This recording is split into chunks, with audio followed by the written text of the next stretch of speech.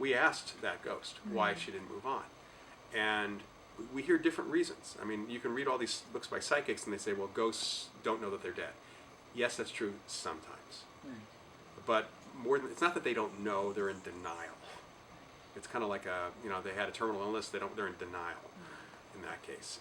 Then there are those people who say that they're afraid because they don't know what's next. The thing that's really interesting is that mediums talk to people who are kind of coming back from wherever it is they are. But when we're talking about the ghost cases we're mostly dealing with, these are people who haven't gone on. And so they don't know any more than the rest of us who are alive what's next. And a lot of them are afraid, partly because of their religious upbringing, maybe because they saw TV and movies. There are very human reasons why they stay. And then there are the people who don't want to leave their family, the people who don't want to leave their possessions, that they don't want to leave the locations. But being afraid to move on, being uncertain, is probably the biggest issue for people. There's no normal outcome. Okay. In some cases, for example, if it's a case where the person doesn't want to leave their house and it's bothering the family, because sometimes we have this is my house, this is not your house, you have to leave kind of thing. And it's not an evil thing. People put this word evil on things that are so ridiculous. And somebody who's died who was not exactly the nicest person, was kind of an ass in life. If they're still an ass, that doesn't make them evil. And so we have to kind of, first of all, explain to them what's next, because there's a fear factor too. Really kind of do a little counseling. And sometimes we'll bring in a psychic or medium to show them the light, so to speak, where they can go, for them to let go, to move on at that point. It's pretty rare we push people out. In fact, pushing people out of a house works better if you annoy them out of the house rather than you psychically try to do anything. What would that look like, annoying them out? Oh, playing the same music over and over and over again, preferably music that they don't like. German bass. If it's a dead Top white stuff. guy, old white guy rap music works Right. really well. I love it. If it's somebody from New York, if it was me, it would be country music, probably would get me out of the house. So, it just really, you have to kind of find something. Wow.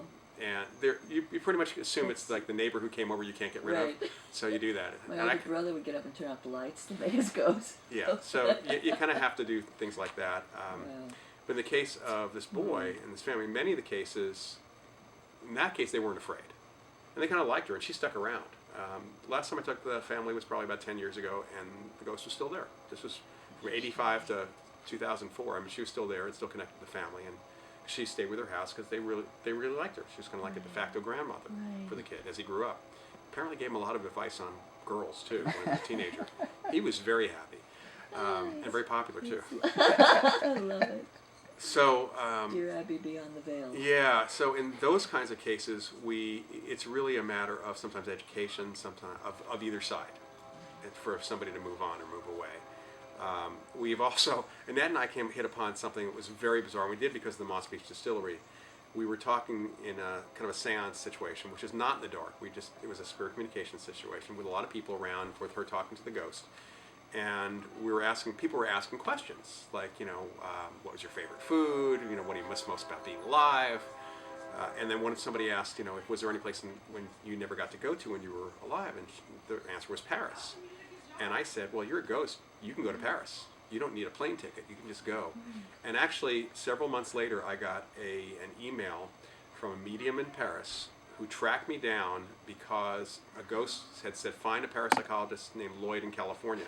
And I'm the only Lloyd in parapsychology. So it was pretty easy for her to track me down in that sense. So that was kind of, and the message was, I finally made it to Paris. So that was the message. So we tell ghosts that they can travel. We look at it as ghosts are people too. They're dead, but they're people. So we have to work it that way. And I know that there are many people in the psychic community who are very, we must force them into the light. We must push them. But that's, to me, that if they're not ready to go, if they're not supposed to go, why would you do that? Yeah, that's ridiculous. It's that's unethical to me on some level. It does. But then you have the other kinds of cases, which are hauntings, for example, which are more place-centered. We can all feel energy and feel emotion, and sometimes the event itself can be recorded into the environment somehow, and some people are sensitive enough to kind of play it back inside their heads. Like a loop, yeah. It's essentially what we call place memory. the place has held memory of past events, usually very emotional events, negative or positive. We've actually had positive ones reported to us, not just the negative, murders and things like that. But the reason why people typically experience mostly those kinds of things, or those get reported, is because they're kind of louder. You know, they're bigger events. There are plenty of haunted places where people hear pots and pans rattling, they hear footsteps, just of people pacing up and down the hallway, they see figures, and all they're seeing or all they're experiencing is what actually happened in their house. I had a family here in Martinez a number of years ago who reported all sorts of things going on. You know, they're getting headaches and dizziness in one spot. The spot felt bad in their house.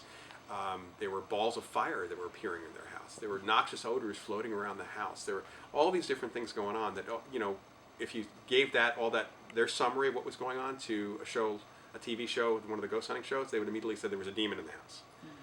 They contacted psych department at Stanford, they contacted folks at UC Berkeley, they contacted the skeptics. They were told in every single instance, all four of them are having these experiences, right? They're told in every instance that they're crazy.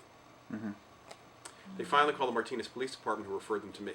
I love it. And I went in there, and it was a complete environmental nightmare. It had nothing to do with anything psychic. The house was slightly off its foundations. They were leasing the house. There were fumes from the landfill on the other side of the hill. There was static electricity because it was dry air, and they were directly under power lines. Oh, wow. So static was causing the methane gas to catch on fire. I mean, there was a low frequency hum from the power line, so they were getting headaches and even seeing shadows out of the corners of their eyes because of the hum. So, you know, I actually contacted one of the skeptics who I knew had said you're crazy, kind of you should need psych testing, and I told him, and he was very, very, very contrite. I mean, he basically understood. Then I talked to another one who had said they were crazy. And he said, well, they sounded crazy to me. Like, I don't believe in a guy sitting up there, you know, looking down at us. But I think there is something to us and our connection to the universe. And usually when people ask me my religion, I tell them I'm a Jedi. Because actually, May the Force be with you, that's Lord. correct. Yeah, that's about the best description of what I believe. Right. As anything else. It really is. That there's something connecting us all, it goes through us all, that it does make the universe interconnected, but it's not necessarily intelligent in the way we think of intelligence. It's not, I believe that it's not separate. There's nothing separate And there's nothing from it. separate from us. Yeah, we're a part of it. It's part of us. You seem pretty adamant that ghosts cannot harm you. They don't have a lot of psychokinetic ability to begin with. In fact, it's rare for a ghost to move something. It happens. It's rare. But if you're seeing the ghost or sensing a presence, you may actually feel like you've been patted on the back. You have not actually been patted on the back. You have not actually visually seen the ghost. You have not heard the ghost. In other words, it's not coming through your normal senses. It's a perception that you have of seeing the ghost. So it's like the signal is being added into your brain. So you are essentially visually seeing something inside your head, not through your eyes. Because if this was visual, if this was something that was reflecting light, everyone would see the ghost, and you could take a picture of him. Same thing for auditory, and the same thing for the physical thing, too. If the ghost just popped up and said, boo, you could scare yourself and get hurt. And I actually had a case where a family of four seeing a ghost. Ghost was gesticulating wildly. They couldn't hear him. They could see him. They were a little freaked out. 2 kids, mother and father.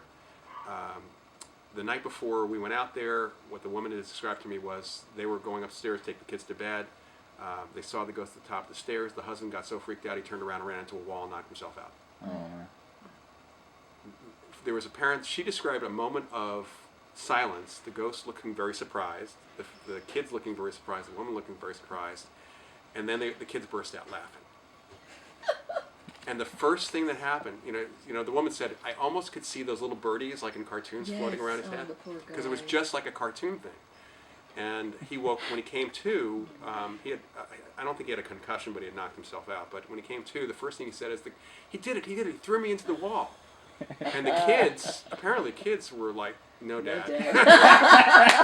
You did it to yourself, Dad. He was over there, you were over here. So we can hurt ourselves. Well, there's a bar and restaurant called the Banta Inn out in Tracy, and where most of the activity has been physical. The best story was 2 guys sitting at the bar teasing the bartender and the owner about the ghost story because they didn't believe in ghosts. And a quarter in front of each of the guys, in front of their beers, just jumped up on end. and they looked at it and they ran, leaving all their money on the bar. My hope is that people just start admitting that they've had these experiences. Feel comfortable. Yeah, you know, over the years I have talked to so many, when they find out what I do, I've talked to so many people who have told me their stories, either their ghost story or their psychic experience.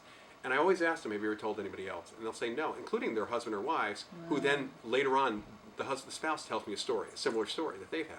So people have very common experiences. These are not paranormal experiences. They are normal experiences by the numbers.